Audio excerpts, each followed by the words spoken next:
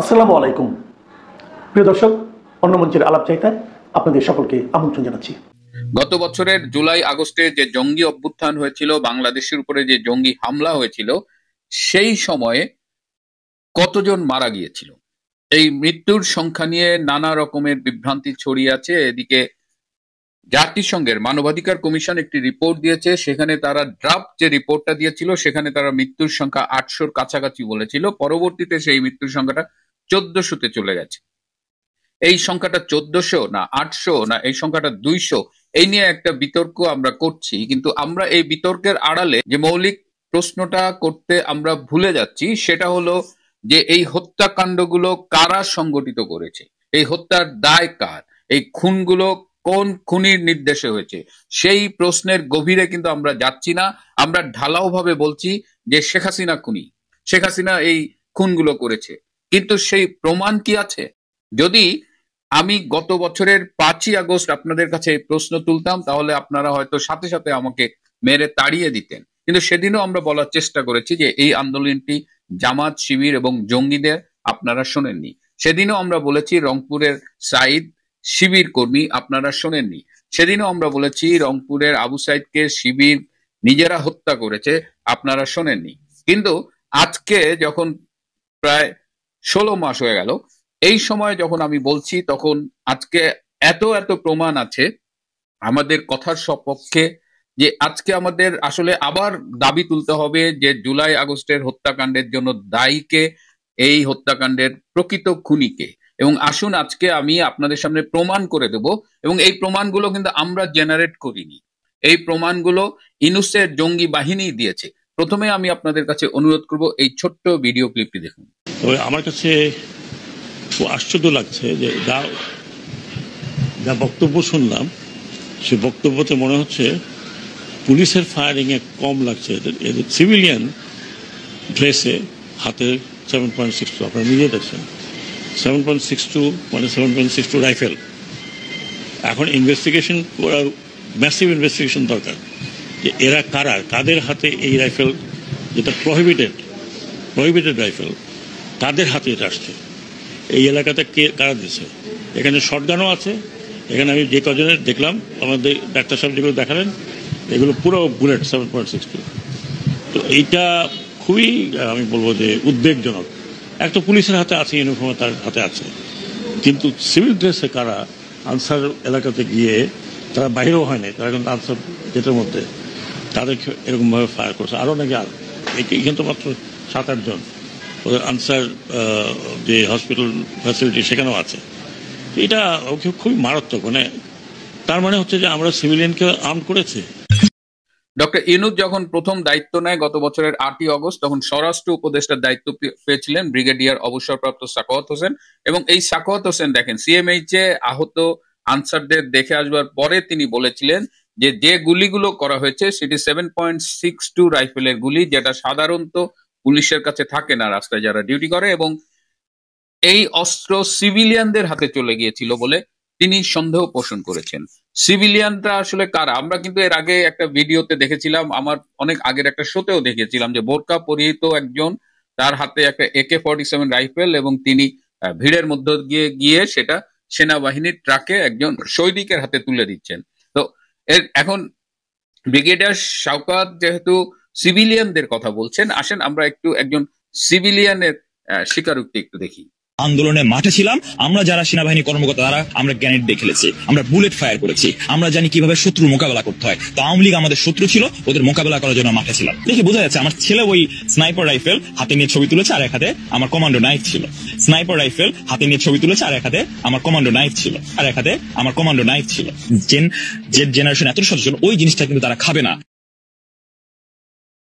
এই শুভ আফ্রিদি সামরিক বাহিনী থেকে বরখাস্ত হওয়া একজন সাবেক অফিসার, এবং দেখেন সে নিজের মুখে স্বীকার করেছে, এটা কিন্তু তাকে দিয়ে কেউ জোর করে করেছে বা রিমান্ডে নিয়ে করিয়েছে তা না।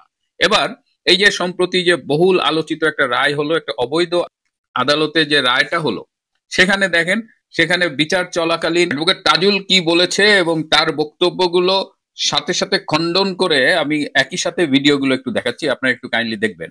আসামি শেখ হাসিনার ফোন আলাপের থেকে আরো জানা যায় তার ষড়যন্ত্রমূলক পরিকল্পনায় দলীয় সশস্ত্র ক্যাডার বাহিনীর মাধ্যমে সেতু ভবন, বিটিভি ভবন, মেট্রো রেল স্টেশন সহ রাষ্ট্রীয় গুরুত্বপূর্ণ কিছু স্থাপনা, কি পয়েন্ট ইনস্টলেশন, অগ্নিসংযোগের মাধ্যমে পুড়িয়ে দিয়ে আন্দোলনকে ভিন্ন খাতে প্রবাহিত করার জন্য আন্দোলনরত ছাত্র জনতার উপর দায় চাপিয়ে দেওয়ার মাধ্যমে অন্যান্য অমানবিক আচরণ বা আদার ইনহিউম্যান অ্যাক্ট সংগঠন করেন। তখন কি তোমরা একটারা হামলা করেছিলে? বিটিভি ভবন, ওই বিটিভিতে আমি নিজে ছিলাম, সেটা আমার বনশ্রী বাসা হতে। ওখানে বিএনপি, জামাত, শিবির, ছাত্র জনতা সবাই ছিল। মেট্রো রেল স্টেশন সহ যেদিন আমাদের যে মেট্রো রেলে হামলা করেছিল, তোমরা কি একলারা করেছিলে? নরসিংদী কারাগার হামলা হয়েছিল, তোমরা কি একলারা করেছিলে? ওখানেও সবাই অংশগ্রহণ করেছিল।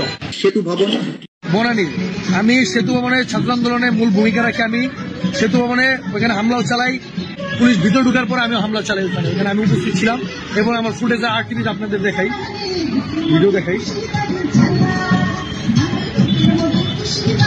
সেই সজল, আমি হাসিনার পতনের মূল ভূমিকায় সজল আমি। এই যে আমার ভিডিও, এই যে এটা হচ্ছে ৭১ টেলিভিশনের, এই যে আমি, আর এই যে আর্টিভিতে সেতু ভবনের ফুটেজ, এই যে আমি, এই যে এটা আমি কিং সজল। আইন যদি মানতে যেতাম তাহলে কিন্তু এই বিপ্লবগুলো হতো না। মেট্রো রেল, যদি মেট্রো রেলে আগুন না দেওয়া হতো, যদি পুলিশদেরকে না মারা হতো, তাহলে এই বিপ্লবটা এত সহজেই অর্জিত হতো না, কিংবা ফ্যাসিবাদের পতন নিশ্চিত করা যেত না। যদি মেট্রো রেলে আগুন না দেওয়া হতো, যদি পুলিশদেরকে না মারা হতো, তাহলে এই বিপ্লবটা এত সহজেই অর্জিত হতো না, কিংবা ফ্যাসিবাদের পতন নিশ্চিত করা যেত না। আমি নিজে পুলিশের সাথে মারামারি করেছি, পুলিশের গায়ে হাত দিয়েছি। এখন যদি কোনো মতে যদি শেখ হাসিনা ফিরে আসে, সে আর জোর করে কিছু করা লাগবে না, সে রাষ্ট্রীয় নিয়মে আমাকে ফাঁসি দিতে পারবে। দেখেন যে প্রত্যেকটা মিথ্যে দাবি যেগুলো তিনি আইসিটির সামনে দাঁড়িয়ে করেছেন, প্রত্যেকটা তাদের পক্ষের লোকই কিন্তু আবার বিভিন্ন সময়ে প্রমাণ দিয়ে দিয়েছে। তারা মেট্রো রেল ভেঙেছে, তারা সেতু ভবন ভেঙেছে, এবং এই প্রমাণগুলো থাকা সত্ত্বেও আমি জানি না শেখ হাসিনার পক্ষে যিনি রাষ্ট্র কর্তৃক নিয়োজিত আইনজীবী ছিলেন, যিনি ফাঁসির রায়ের পরে হাসতে হাসতে বলেছিলেন ভীষণ কষ্ট পেয়েছেন, সেই লোক এই প্রমাণগুলো আদালতের সামনে দিয়েছেন কিনা, এবং দিলেও কোনো লাভ হতো না, কারণ এই রায় পূর্ব নির্ধারিত এবং এই রায়ের আউটলাইন আগে থেকেই করা ছিল। এখন এই যে এতগুলো হত্যাকাণ্ড সংগঠিত হলো, এবং ডক্টর ইউনূস ২-৩ দিন আগে সেনাবাহিনীর উদ্দেশ্যে একটি বক্তব্যে বলেছেন যে সেনাবাহিনী তাদের এই জঙ্গি অভ্যুত্থানে হেল্প করেছে। এটা আসলে সেনা এবং জঙ্গিদের একটা সম্মিলিত অভ্যুত্থান ছিল, এবং ডক্টর ইউনূস আরো বলেছেন যে এর সাথে বিদেশি শক্তিও জড়িত ছিল। আমরা বলি যে ডক্টর ইউনূস এর আগে তিনি মাহফুজ নামের একটা বাচ্চা ছেলেকে নিউ ইয়র্কে বলেছেন মাস্টার মাইন্ড, কিন্তু ডক্টর ইউনূস নিজে মাস্টার মাইন্ড ছিলেন, এবং ডক্টর ইউনূস এই যে বিদেশে বসে দেশ বিরোধী ষড়যন্ত্র, শেখ হাসিনা বিরোধী ষড়যন্ত্র, সেখানে ফান্ডিং করেছেন। আগস্টের ৫ তারিখের আগে তিনি প্যারিসে ছিলেন, তখনও তিনি ফোনে অনেকের সাথে যোগাযোগ করেছেন, এবং তিনি যে ফান্ডিং করেছেন তার প্রমাণটা একটু দেখেন। ইউনূস সাহেবের কিন্তু এই আন্দোলনে অনেকেই জানেন না, ওনার কিন্তু একটি বড় ভূমিকা ছিল। উনি, আমি অন এয়ারের কথা বলছি, উনি একটি লবিং ফার্ম হায়ার করেছিলেন। ওই লবিং ফার্মের সাথে আমরাও কাজ করতাম, অর্থাৎ ওই লবিং ফার্মকে আমরাও ব্যবহার করেছি। ওনার টাকা খরচ করে, ওনার প্রতিষ্ঠানের টাকা খরচ করে শেখ হাসিনার বিরুদ্ধে উনি টাকা খরচ করে বিদেশের মাটিতে নট অনলি উনি পার্সোনালি কাজ করেছেন, উনি লবিং ফার্ম হায়ার করে কাজ করেছেন। যে কয়েকটা গোষ্ঠী আওয়ামী লীগ সরকারের ফেসিজমের বিরুদ্ধে আন্তর্জাতিক বিশ্বে কাজ করেছে, জামাত এবং ডক্টর ইউনূস হচ্ছে তারা দুইটা স্টেক হোল্ডার্স। সুতরাং ডক্টর ইউনূস এই যে কাজগুলো করেছেন, আমি কিন্তু সেখানে টার্মস দেখেছি, তারা কোন টার্মস এর ভিত্তিতে এগ্রিমেন্টটা করেছে। তো বিদেশি লবিং ফার্মরা তো অনেক টাকা চার্জ করে, তো সেখানে রিটেন এগ্রিমেন্ট হয়। এখন আমি প্রশ্ন তুলতে চাই যে হত্যাকাণ্ডের দায় ইউনূস এবং তার জঙ্গি বাহিনীর, যে হত্যাকাণ্ডগুলো তারা সংগঠিত করেছে তার স্বীকারোক্তি আছে, সেখানে আমরা তো বলতে চাই যে প্রতিটা মৃত্যুর একদম বিশদ তদন্ত হোক, বের করা হোক, এবং বের করলে দেখা যাবে যে অধিকাংশ হত্যাই ইউনূসের জঙ্গি বাহিনী করেছে। কিছু হত্যা পুলিশ করেছে, ইটস ট্রু, কারণ যখন রাষ্ট্রীয় গুরুত্বপূর্ণ স্থাপনা আক্রান্ত হয় তখন হয়তো তার স্থানীয় ম্যাজিস্ট্রেট বা যারা থাকে তাদের নির্দেশে হয়তো পুলিশ গুলি করে, এবং সেই গুলিতে কিছু ক্যাজুয়ালিটি হতে পারে। কিন্তু একথা জোর দিয়ে বলা যায় যে এই মৃত্যুর অধিকাংশই ইউনূসের কিলার বাহিনী দ্বারা সংঘটিত হয়েছে। এই টোটাল জুলাই আগস্টে প্রচুর পুলিশ মারা গেছে, সরকারিভাবে বলা হচ্ছে ৪৪ জন পুলিশ মারা গেছে, কিন্তু বাস্তবে এই সংখ্যা ৩,০০০ পর্যন্ত হতে পারে। অনেক পুলিশ আজ অব্দি মিসিং।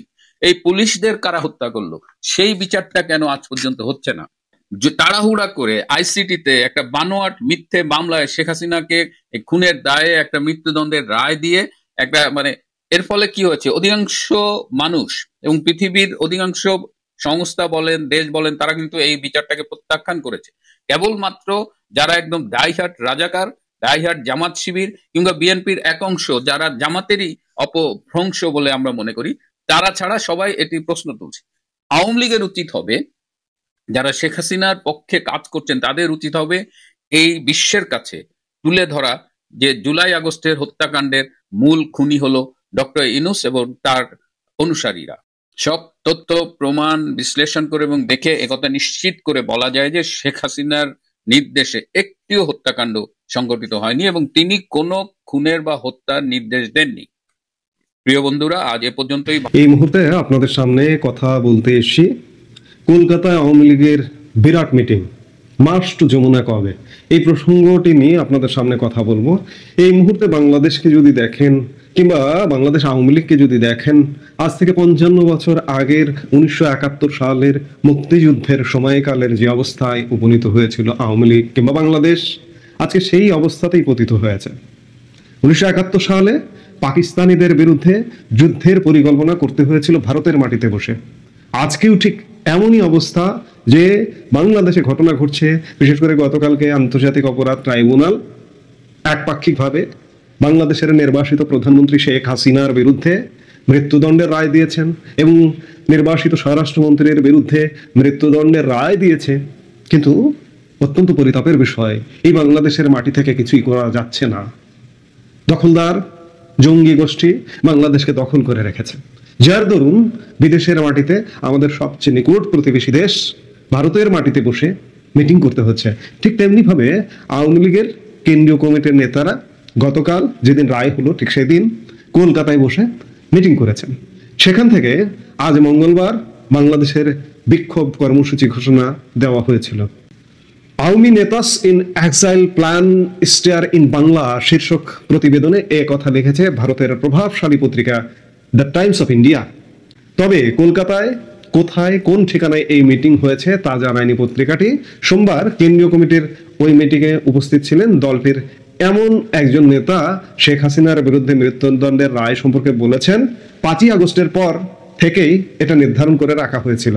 হাসিনাকে রাজনীতি থেকে সরিয়ে দেওয়ার বিষয়ে ক্ষমতাসীনরা উন্মুখ হয়ে আছেন, তাই এ সময় তারা বিচার বিভাগকে হাতিয়ার হিসেবে ব্যবহার করছেন। ওদিকে সোমবার আওয়ামী লীগের সাধারণ সম্পাদক ওবায়দুল কাদের আপডেট দেওয়ার জন্য খবরের চ্যানেল এবং নিউজ পোর্টালগুলোতে আঠার মতো লেগেছিলেন। সন্ধ্যায় তিনি একটি বিবৃতি দিয়েছেন।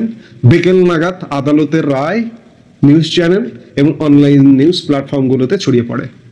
2024 সালে ছাত্রদের নেতৃত্বে শুরু হওয়া গণ অভ্যুত্থানকে নিয়ন্ত্রণে নিতে ঢাকায় শেখ হাসিনা প্রাণঘাতী শক্তি ব্যবহারের নির্দেশ দিয়েছিলেন বলে আদালত তাকে অভিযুক্ত করে।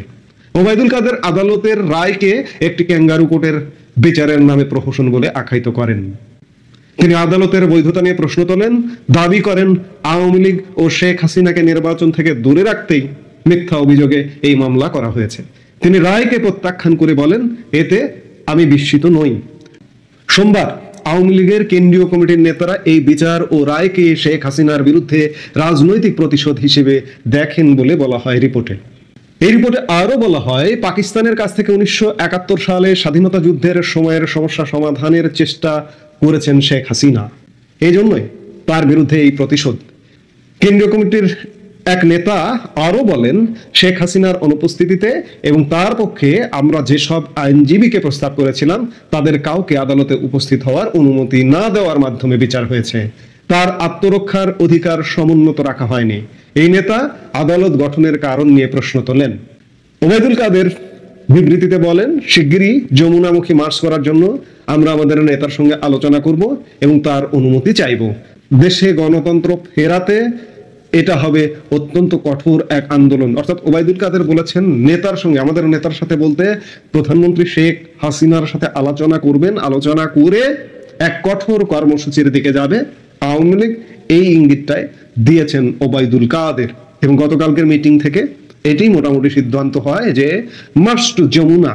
এখন আওয়ামী লীগের নিশ্চয়ই প্রস্তুতের ব্যাপার আছে, সেই প্রস্তুতির পরেই নিশ্চয়ই মার্চ টু যমুনা, যতই বাধা আসুক, বাধার প্রাচীর ডিঙ্গে নিশ্চয়ই আওয়ামী লীগ আজকের এই বাংলাদেশকে উদ্ধার করতে এগিয়ে আসবে, নিজেরা উদ্ধার হবে, বাংলাদেশও উদ্ধার হবে।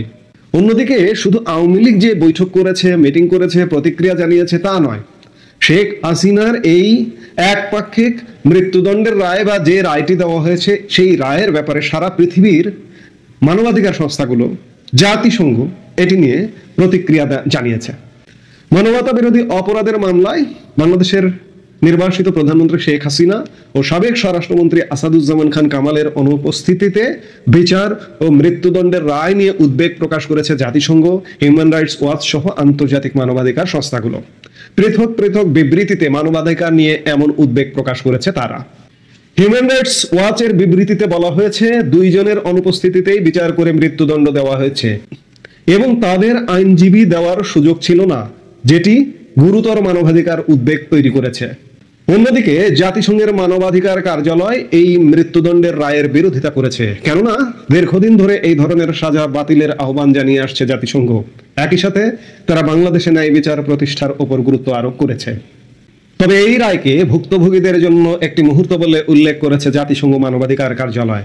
এছাড়া অ্যামনেস্টি ইন্টারন্যাশনাল 2 জনের অনুপস্থিতিতে বিচারের নজিরবিহীন গতি এবং রায় এই মামলার ন্যায় বিচারের ক্ষেত্রে উল্লেখযোগ্য উদ্বেগ তৈরি করে বলে প্রতিক্রিয়া জানিয়েছে। আসলে গতকাল থেকে এই রায়ের পর কেউ বসে নেই, আওয়ামী লীগ বসে নেই, আওয়ামী লীগ কাজ করছে, আন্তর্জাতিক মানবাধিকার সংস্থাগুলো প্রতিক্রিয়া জানিয়েছে এবং জাতিসংঘ পর্যন্ত প্রতিক্রিয়া জানিয়েছে। সরকার একপাক্ষিকভাবে এই রায়টা ঘোষণাটাই পর্যন্তই, কিন্তু বাস্তবায়ন করা দূর কি বাদ। আওয়ামী লীগ, আমরা অনেকে বলি যে আওয়ামী লীগ কোথায়, আওয়ামী লীগ নাই, আওয়ামী লীগ কি করছে? আওয়ামী লীগ প্রস্তুতি নিচ্ছে এবং প্রস্তুতি নিয়ে আওয়ামী লীগ ঠিকই মাঠে নামবে। 1971 সালে বাংলাদেশ স্বাধীন করেছে, আজকে কিন্তু একই, আমি শুরুতেই বলছিলাম, আজকে একই পরিস্থিতির মুখোমুখি। কিছু কিছু সিম্বল দেখলে আপনি কিন্তু বুঝতে পারেন।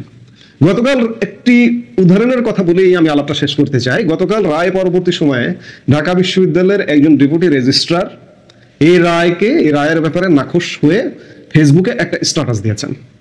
গতকাল রাতে ইসলামী ছাত্র শিবির নামধারী, আমরা ভিডিও ফুটেজ দেখলাম, তার বাসায় যেভাবে তাণ্ডব করে তাকে ধরে নিয়ে এলো, তাতে আমার মনে হলো যে 1971 সালে ইসলামী ছাত্র সংস্থা, এই জামাতের আল বদর আল শামসের যে সংস্থাগুলো যেভাবে 1971 সালে বুদ্ধিজীবীদের ধরে আনতো, ঠিক একই স্টাইলে ঢাকা বিশ্ববিদ্যালয়ের ডেপুটি রেজিস্ট্রারকে ধরে নিয়ে পুলিশের হাতে সোপর্দ করেছে এবং পুলিশ তার নামে মামলা করে তাকে জেল হাজতে আদালতে হাজির করেছে, আদালত তাকে জেল হাজতে প্রেরণ করেছে। তার নামে মামলা হয়েছে, এটি শুনেছি, রাষ্ট্রবিরোধী আইনে মামলা হয়েছে। সেম 1971 সালে যা ঘটেছিল আজকে 2025-এ তাই ঘটছে। আওয়ামী লীগ দেশ স্বাধীন করেছিল, ভারত আমাদের সহযোগিতা করেছিল, আজকেও অবস্থা কিন্তু একদম তেমনটা। আওয়ামী লীগেরই নেতৃত্ব দিতে হবে, কারণ আমি বারবার বলি যে জামাত তো এই দেশটা এখন জামাতই দখল করেছে। এর ব্যাপারে এর বিরুদ্ধাচরণ করবে যে বিএনপি, না, বিএনপির কোনো বিরুদ্ধাচরণ নেই, বরঞ্চ বিএনপি পক্ষে হাতে তালি বাজাচ্ছে। তাহলে থাকলো কি আওয়ামী লীগ? আওয়ামী লীগেরই অ্যাটেন্ড নিতে হবে এবং বিশ্ব জনমত গড়ে তুলতে হবে, এছাড়া উপায় নেই। আওয়ামী লীগ নেতারা ঘোষণা করেছেন নেতার অনুমতি নিয়ে মার্চ টু যমুনা করবেন, অবশ্যই করবেন। আমরা সেগুলো দেখবার জন্য নিশ্চয়ই অপেক্ষা করছি এবং দেখব। এভাবে একটা দেশ চলতে পারে না, মানবাধিকারের এখানে কোনো অস্তিত্ব নেই, এটা একটা বন জঙ্গলে পরিণত হয়েছে, যে যেখানে যাকে পাচ্ছে মারছে, ধরছে, কাটছে। এভাবে একটা দেশ চলতে পারে না। জামাতে ইসলামী বাংলাদেশ, ইসলামের কথা বলেন তারা, ন্যায়ের কথা বলেন, আল্লাহর আইন চান, সৎ লোকের শাসন চান। নির্বাচন না করেই তারা ক্ষমতায়, তারা আল্লাহর আইন বাস্তবায়ন করছেন, সৎ লোকের শাসন বাস্তবায়ন করছেন, আপনারা দেখছেন। বাংলাদেশের মানুষ এদেরকে ভোট দিয়ে আপনি যদি নির্বাচিত করেন তাহলে কি হতে পারে সেই ছবিটা দেখার আগে ট্রেলার দেখে নিন। কাজে উপায় নেই, আওয়ামী লীগ প্রতিরোধ গড়ে তুলতে হবে, ভারত সহযোগিতা করতে হবে, বাংলাদেশের সব মানুষের সমর্থন দিতে হবে। 1971 সালে যেভাবে মানুষ, কমপক্ষে 90% মানুষ বাংলাদেশের স্বাধীনতা মুক্তিযুদ্ধের পক্ষে ছিলেন, ঠিক আজকেও সেই রকমটা থাকতে হবে। দলমত বুঝি না, 2024-এর জুলাই আগস্টে কি ঘটেছে এটা বাদ দিন। অনেকে ভুল বুঝে বিভ্রান্ত হয়ে জুলাই আগস্টের সহিংসতাকে সমর্থন দিয়েছেন, তাদেরও এখন ঘুরে দাঁড়াতে হবে, নইলে আপনার আমার বাংলাদেশ বাঁচবে না।